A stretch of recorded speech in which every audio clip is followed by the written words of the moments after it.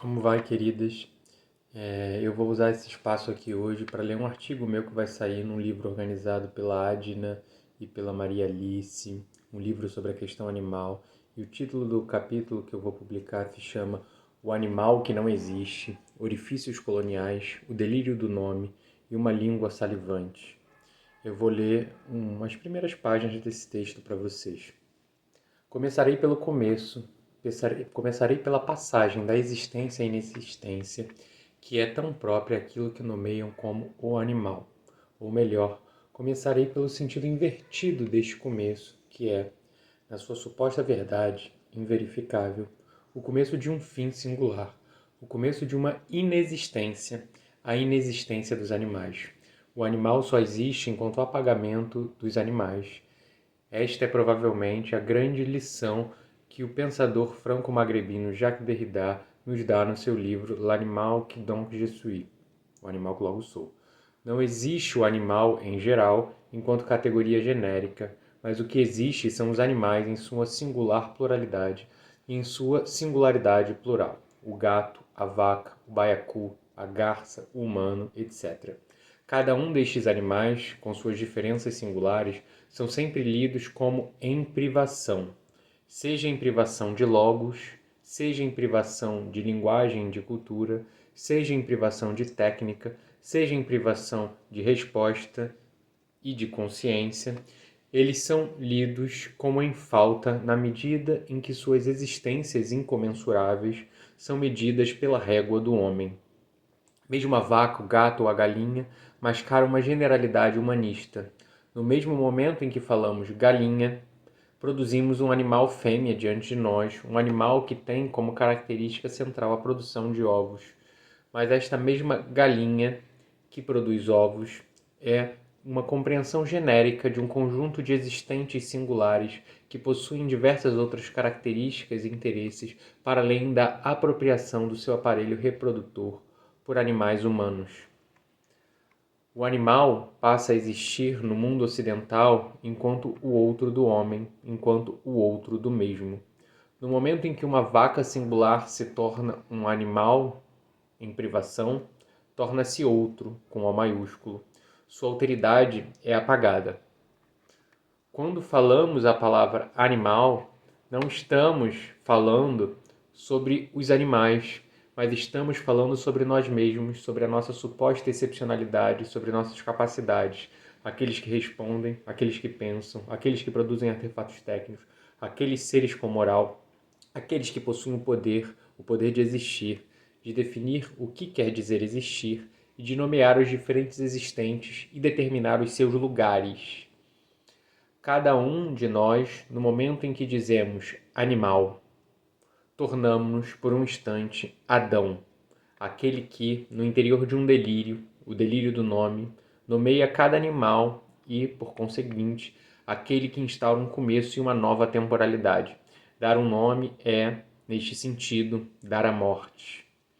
Estagnar uma diferença, uma alteridade e colocá-la enquanto negativo da nossa identidade. Os pequenos outros, em toda sua pluralidade, se tornam outro, o outro do mesmo. Dar um nome é, também, dar um tempo para o existente nomeado, é iniciar uma temporalidade própria a um regime cosmológico. Quando dizemos trabalhador, inscrevemos um animal humano numa classe social, como expectativa de vida e de tempo dedicado ao trabalho. Inscrevemo-lo numa semana de 7 dias com um horário restrito de almoço, de folga e de lazer. Analogamente, quando dizemos bacon, inscrevemos certo animal, um porco, numa temporalidade de morte, numa estrutura singular produtora de especismo. O existente que nasce e é produzido artificialmente apenas para ser morto. A vida produzida apenas para a morte, programada previamente, programada para o momento em que o animal atingir determinada idade e determinado peso, programada por aqueles que se nomeiam como humanos. Os animais reproduzidos pela indústria do corte nascem com a pena de morte inscrita em seus próprios corpos. A parte do movimento vegano, entre aspas, que acredita que, através da apropriação pelo mercado de suas pautas, conquistarão a libertação animal são provavelmente aqueles que sequer entenderam o sentido do especismo, enquanto estrutura coletiva produtora de locais materiais de opressão, e aquilo que quer e aquilo que pode querer dizer animal. Não entenderam a própria linguagem particular em que estão escritos, uma linguagem supremacista que apaga sua particularidade, afirmando-se enquanto universal. O cataclismo existe no seu próprio movimento de crescimento infinito e de produção de homogeneidades e da expansão do homogêneo. É preciso que a natureza seja sempre tida como à mão e como disponível, assim como os corpos dos animais, como os corpos femininos e os corpos negros, todos estes produzidos pelo discurso supremacista. Como afirma Frantz Fanon, o branco quer o mundo, ele o quer só para si. Ele se considera o senhor predestinado deste mundo, ele o submete. Estabelece-se entre ele e o mundo uma relação de apropriação. Não pretendo aqui reconstruir toda a trajetória de estagnação dos trajetos e dos percursos que conduziu os animais à estagnação e ao fim deste começo que a palavra animal produz. Eu gostaria de falar algumas palavras sobre o delírio, sobre os nomes e sobre a produção de buracos. Falarei do delírio que poderia ser o encontro ficcional e material ao mesmo tempo, o delírio de um cu que, numa comunicação desviante e ruidosa, encontra uma boca fora de lugar, fora das funções apropriadoras e, nesse fora-lugar, cessa a produção de nomes e do nome animal. O delírio apropriador do nome contra o delírio de uma língua salivante e desejante pelos outros. O que acontece quando a boca de um homem, o suposto sujeito neutro universal, branco, adulto, hétero, cis, europeu, cristão, humano, carnívoro e etc., vê-se fora das suas funções tidas como naturais. Quando um homem se retira da fala e usa seus lábios, que mostram, escondem seus dentes e ressoam um encontro com sua língua, para encontrar outro buraco, um desvio ocorre. Quando este homem abandona sua língua materno-paternal e devém língua salivante, ele se retira do espaço público e da produção de nomes e de lugares. Ele esvazia ali, num único gesto incomensurável, toda a centralidade e produz um novo lugar para sua boca, para seus dentes e, por conseguinte, para a língua, aquela que, na sua posição estrutural à fala, os animais seriam privados. Da língua fala e da fala língua, muito já foi dito e há sempre ainda muito a dizer. Mas quem diz o dizer? Quem quer dizer cada querer dizer? Dissociar Lacan, da semiologia semântica, da ciência dos signos à ciência das frases, do enunciado à enunciação, da estrutura coletiva à atualização singular, do signo animal, a marreta que ceifa sua vida e produz um ruído brutal que não comunica outra coisa além da sua dor, há apenas um ser, o homem, o supremacista humano.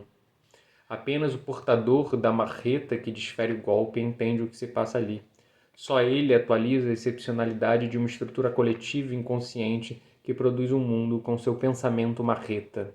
Um animal para ser morto, uma barreta para despedaçar uma cabeça, uma faca para escalpelar e retalhar seu corpo.